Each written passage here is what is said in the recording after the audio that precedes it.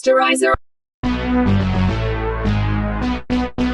Igama le-movie yethu yango-2016 i-End of the Tunnel la siyiqala khona ngoWaquin, umkhandi wamakhompyutha owayekhubazekile ehamba nge-wheelchair ehlala nenja yakhe eyayisigugile uCasimiro owayebuye azenzela imali ngenye iroom eyayisiceleni ayirentisa ngayo. Unkosikazi kaWaquin nendodakazi kaWaquin bashona engozini yemoto, yona leyo ngozi yashiya uWaquin engasakwazi ukuhamba. Usuku nosuku uWaquin wayeqhuba ngokuyihlalela kwi-basement ekhanda amakhompyutha enelift yakhe ayezakhele yona yokusuka upstairs uya downstairs. Inja yakhe uCasimiro ngoba yayiya ngokuguga yayihlala ilele sonke isikhathi ingasahambi ngoba uWaquin waze wacabanga nokuyiqedela. uWaquin wajova ngophoyizini amakhekhe ezinja enzela ukuyidlisa wona, kodwa wabuye wacabanga washintsha umqondo, wathatha lawo makhekhe wawafihla ekhabetheni lakhe. Ngobunye ubusuku kwakuna khona imvula, kwafika omunye wesifazane egama lakhe uBetha owayefike nengane yakhe egama layo uBetty. uBetha wayize ngokuzohlala njengesiqashi kule ndlu uWaquin arentisa ngayo. Wabona amaphepha e-foreclosure notice ukuthi uWaquin uyarentisa ngoba nakho esenkingeni ngeyimali. uBetha wavele wabona kungcono ahamba ayishiye le ndawo. Esehamba ephumela kwi-backyard yayinokhula, uBetha wabona leyo moto yayifohlokile okuyiyona eyayikhubaza uWaquin yabulala nomndeni wakhe. uBetha wabuyela emzini kaWaquin watshela uWaquin ukuthi indodakazi yakhe ine-selective mutism okwenza ukuthi ingane yakhe ingakwazi ukukhuluma. Kwathi later uBetha wayehleli kule ndlu yayirenta wabona iy'thombe kaWaquin nonkosikazi wakhe nengane yabo. uBetha wabona nanokuthi i-birthday kaWaquin wamfisela ne-happy birthday, wamthatha nge-wheelchair yomhlalisa erufini phezulu. Bahlala lapha erufini baphuza becelebrate i-birthday kaWaquin. uBetha wacela uWaquin ukuthi angampressurize uBetty ukuthi akhulume ngoba uBetty akakhulumi namuntu. Ngokuthi kwasekuhlwile uBetha wathatha uBetty wahamba umlalisa, wabuya wazoqhubeka nokuhlala noWaquin. uBetha waze wadansela uWaquin ngoba uBetha waye-adult dancer, edansela uWaquin i-erotic dance abayidansa emaclubini.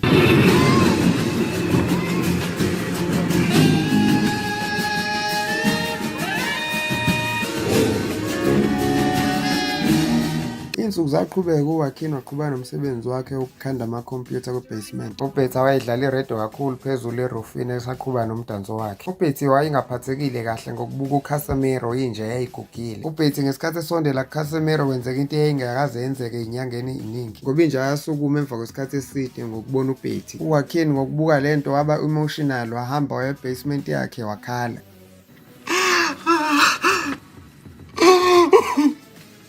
Esakhala njalo uWaquin waphazanyiswa umsindo owenzeka ewuzwa ngemva kwe-basement. Odongeni wabeka i-stethoscope enzela ukulalela kahle ngathi ikhompyutha yakhe irekhodi sound. Wezwa abantu ababexoxa bekhuluma besebenza engabazi kodwa ukuthi benzani. Ukuzwa lokho uWaquin warealize ukuthi khona into eyobungozi eyenzekalayo next door. Ngakusasa uWaquin wadlala leyo recording, wabhala phansi ama-key details, wezwa ne-date ukuthi ngoMgqibelo ngoDisemba 24 kubalwa nama-sensing beams, wabalwa namagama abantu uGalaredo, uRenee noCanario. uWaquin ngokuthi wayefuna ukuyibona lento ayizwayo wabhora imbobo washutheka i-CCTV camera encane wayifihla nge-CPU endala yekhompyutha. Kodwa uWaquin wadidiswa ukuthi ikhamera yamvezela ukuthi le ndlu engale ayinalutho i-empty. wayibuza ukuthi kanti bekwenziwani la, kodwa uWaquin waba neshow ukuthi lento kade yenziwa la into engekho emthethweni. uWaquin ngokusola ukuthi kukhona into enobungozi engenzeka la watshela uBetha noBetty ukuthi abazame ukuthola enye i-apartment abazoqashisa kuyona, bahambe la ekhaya for few weeks. uBetha akayi-understandanga lento eyayisho uWaquin, waze wayitshela ukuthi mhlampe uWaquin uyamthanda kodwa manje uzizwe insecure ngenxa yesimo akusona nokuthi uku-wheelchair. Kodwa uWaquin watshela uBetha ukuthi yena usejwayele ukuyihlalela yedwa, ufuna ukubuyela kule mpilo yakhe enokuthula. Ngokulandelayo uWaquin esebuka i-CCTV footage wabona lapho ukuthi lento abasuke beyenza la bayenza ebusuku kuphela. Wabona bethatha amasaka amakhulu esihlabathi nangemgqomo emikhulu okuyinto angazange ayi-understand ukuthi kwenzakalani. Ngokuzwela uBetha noBetty ukuthi abanayo enye indawo abazohlala khona, wagcina bavumeleli ukuthi abahlale, waze waplana ukuya nabo kwi-basement ukuyobakhombisa something ebalulekile. Kodwa uWaquin wathi esecheck i-CCTV footage wethuka kakhulu ukubona ukuthi naye uBetha kanti uyingxenye yayo le group le. Ubezela ukuzodistract uWaquin njengomakhelwane ukuthi anganaki into ey'ningi. Bonke lobugebengu obenziwa la bebuhlelwe i-boyfriend yakhe uBetha ekuthiwa uGalaredo. Wasijika lapho uWaquin isitori sakhe watshela uBetha ukuthi ubefuna umkhombisa enye ividiyo nje ku-YouTube. Ngobusuku obulandelayo wabuka la madoda uWaquin kwi-CCTV camera ukuthi ayesaqhubeka nokusebenza ngesikhathi bemba beshonisa phansi nomgodi ababewumba. Ngesikhathi uBetha esahambile ezitolo wethuka ukubona uBetty ehlebela inja uCasimiro. Ngokubona lokho uWaquin wafaka i-microphone kuleli bhande laligqokwe yinja. Ngenkathi esaqhubeka la madoda esebenza uWaquin ebabuka, uWaquin wethuswa ukubona uGalaredo indoda kaBetha ibulala omunye wamadoda asebenza nayo ngokuthi inikeze i-address yasebhenki entombini yayo.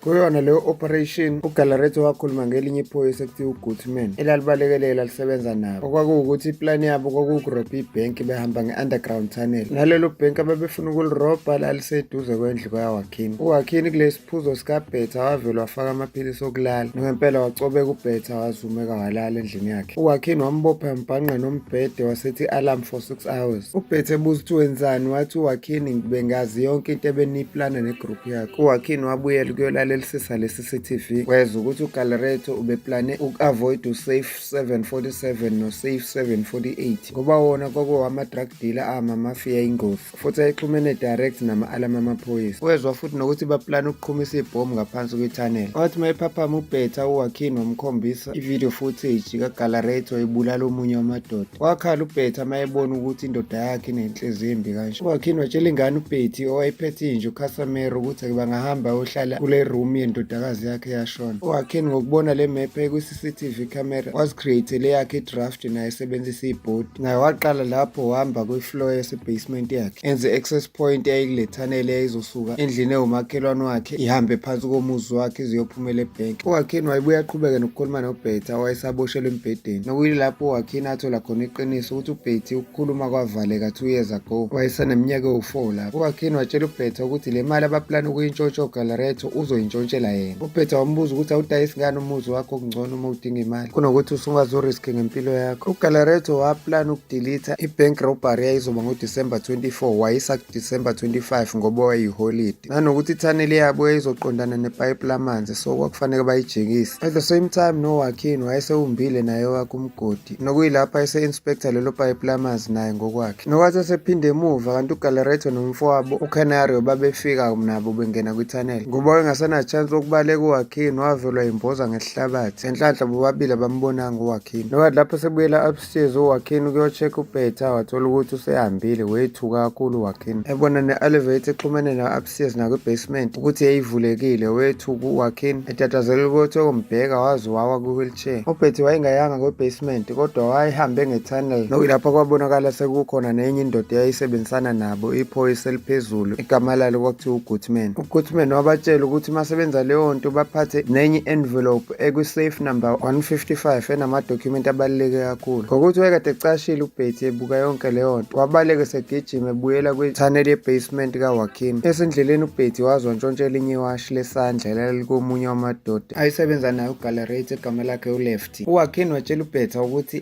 pretend ngathi yonke into ihamba kahle mangabe emfonela uGalaretto ukuze angasoli lutho. uBetha wanqaba. uWaquin wavele wamdlalela i-recording yengane yakhe uBetty ngesikhathi ehlebele intsha uCasimero ekhuluma nayo. uBetty wethuswa ukuthi lawo mazwi ayekade eshiwo uGalaretto 2 years ago ewatshela ingane uBetty ngesikhathi emhlukumeza. Wavele wakhala kakhulu uBetha mayithola ukuthi ingane yakhe izivale kukhulume ingoba yadlongolwa ubaba wayo. Ukucaswa kaBetha kwasekuhlangene ne-revenge. Khona lapho uGalaretto wafona. Ngesikhathi efonela uBetha ezama ukuyiqinisa ukuthi azwakale umuntu oright kodwa ngenxa yentukuthela yena uBetha wayehlula nokuhlisa ivoice. uWaquin wakubona lokho waphoqeleka ukuthi aphinde amjove futhi ngoba embona ukuthi usaphethwe intukuthelo ne-revenge.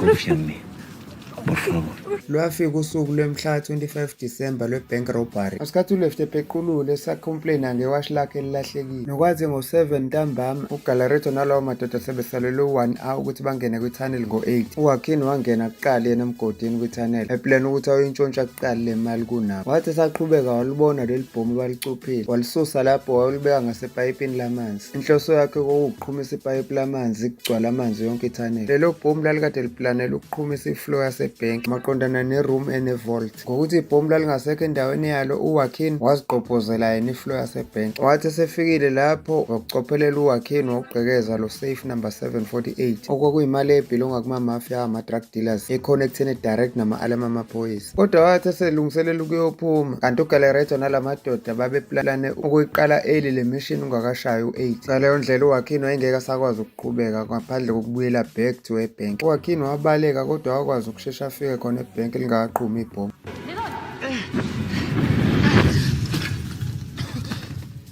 Uqeda ukuqhuma lelo bhomu uWaquin wabuyela back to etunnel for ukuphuthumela back to kwi-basement yakhe enganakile nokuthi ipayipi lamanzi laseliqhumile already. La madoda kaGalaretto angena nawo kwi-tunnel seqonde khona ebhenki ngoba ibhomu laseliqhumile. Itask yabo yokuqala kwakukuthatha la madokhumenti ayekade requestwe iphoyisa uGoodman ku-safe number 155 bese beqhubekela ukuthatha imali ewucash kwamanye ama-safe. Yonke into babeyithutha ngebhokisi elaliboshwe ngentambo throughout etunnel. Kodwa bathi lapho sebemuva kwesibili okwasekuhlangene namadokhumenti kaGoodman, omunye wamadoda wabona ukuthi itunnel isigcwele amanzi. Kodwa uGalaretto noLefty noCanario base bevele sebephumile bona. uWaquin ngokubona le ndoda yayisebenza noGalaretto esibhekene nokufa waba nesifiso sokuyoyisiza. ¡Hay que salir cagando! ¡Canario! ¡No!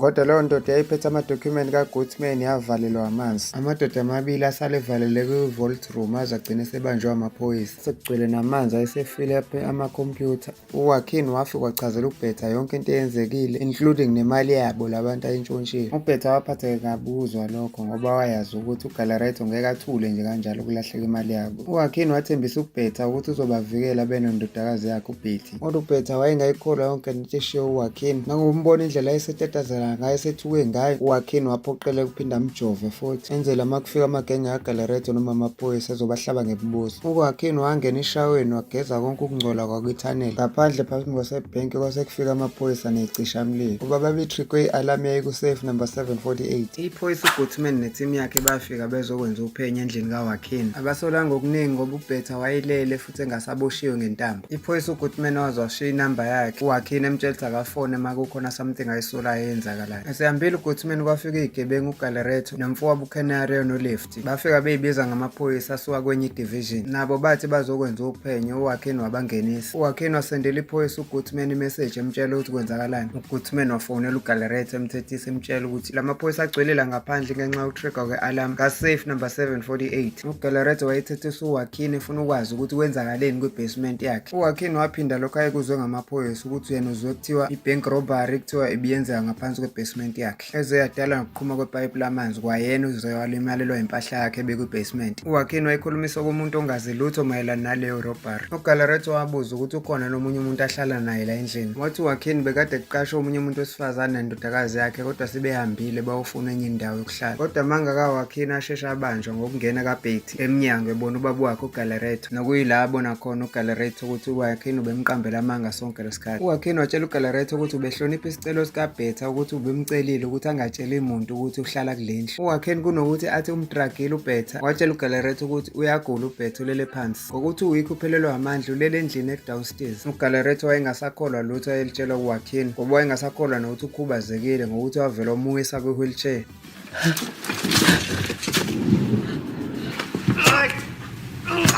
uGalaretto wathi selungiselela ukudubula uWaquin ethi uyamqedela kwangena ifone call efonelwa iphoyisa uGoodman emtshela ukuthi ngikhona la ngaphambi kwendlu. uGalaretto wacasukela iphoyisa uGoodman elithethisa elibuza ukuthi linesikhathi esingakanani lisebenza nale ndoda ekhubazekile kuthiwa uWaquin. Ethi kwenzeka kanjani uWaquin abe nefone number kaGoodman. uGoodman naye wayesagxeke igenge kaGalaretto ngokuthi bebakhuzile ukuthi bangawuvula usafe number 748 ngoba iphethe imali yabantu abadangerous leyo safe. Ethi ababuyanga nala namadokhumenti abebecela ukuthi babuye nawo. Ngokuthi uGoodman wayesefonelile amaphoyisa uGalaretto wayeseplana ukumbulala kodwa wabona ukuthi ngcono aqala abulala uWaquin. Ngesikhathi esekhomba uWaquin ngesibhamu, uWaquin waxova izinto abaxabanisa ngokuthi wathi usizo yena olunikezwe uLefty ngokuthi wayilalele yonke inkulumo yabo ku-CCTV camera. waqamba amanga wathi bona benoLefty bayazana. uLefty wayesadidiswe yileyo nkulumo waqhubeka uWaquin wathi uWaquin uLefty ubefikile ngosuku before irobbery wakhuluma noBetha beplana ngendaba yerobbery. Ethi wazi wakhuluma nangokuthi imali bazoyihlukanisa kanjani bobathathu. Waye basathe uyaphika uLefty wathi uWaquin njengoba elele kanje uBetha ubekade dragwe uyena uLefty. uWaquin wazi wababiza amagama uGalaretto noCanario ethi ngatshelwa uLefty ukuthi niyalamana. Ethi uWaquin wazi wathi uLefty imali uzoyifihla la. Ethi uGalaretto awuvule kulelo khabethe ubone ukuthi uzoficana. Wathi uyavula uGalaretto wethusa wokufica iwashi likaLefty lifihlwe khona. Lokho kwaveza ngempela ukuthi uLefty uyinyoka kanti iwashi lalikade lintshontshe uBetty. uWaquin wayexabanisa zodwa izigebengu wagcina seyidubulana ngoba uLefty wadubula uCanario.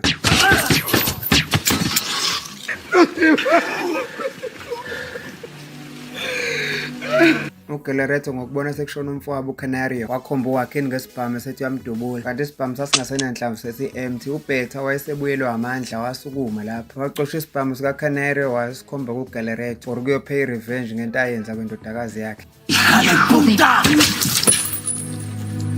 Emva kwayo yonke leyo nto iphoyisa uGutman wathatha umzimba kaGaleretto, uCanario noLefty. Lezo yidumbu zonke wayigqisha ebhuthini yemoto. uGutman wayengazi ukuthi uWaquin ubeqamba amanga ngayo yonke lento ayishilo for ukuthi asinde. But into eyayibalulekile ephoyiseni uGutman kwakuyile mali eyintshontsho uWaquin ebhenki. Wamtshela ukuthi akambuyisele yona. uWaquin wamtshela ukuthi ngeke ngize ngikubuyisele yona yonke, ngingakunikeza uhafu ngokuthi nginobufakazi obugcwele nakuthi ade usebenza ney'gebengu ngesikhathi esemdlalela i-CCTV camera. Ngokubona leyo video uGutman ekhuluma ney'gebengu ngerobhari wethuka kakhulu waze wahamba wayodlala amabhiskiti anopoison la uWaquin akade ethi uzowadlisa inja yakhe uCasemiro. Kodwa ikhehle uGutman ngokuthi lalinenkani lisafuna ukuphatha waswabisa ngokuthi uzobulala uBetha noBetty. Esethi bakhomba ngesibhamu uWaquin wamtshela ukuthi imali iphi. Wayithatha leyo hafu wemali uGutman washiyela uhafu uWaquin wasethatha lezo yidumbu wayilayisha emotweni wahamba nazo. Naleyo mali ewukhesha ayiseyithathile. La drive ikhehla lisaqhubeka nokudla amakhekhe anopoison. Wathi usuqala ukusebenza upoison egazini lekhehla seliphelelwa amandla layo yishayisa kwenye imoto.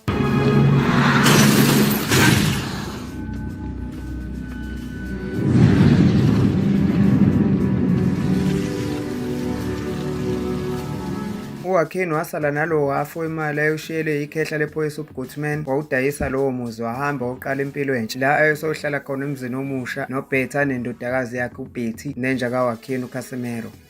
Siyayibeka lapha namhlanje ungaphuthelwa imuvi elandela izo-uploada ngekudala. Stories.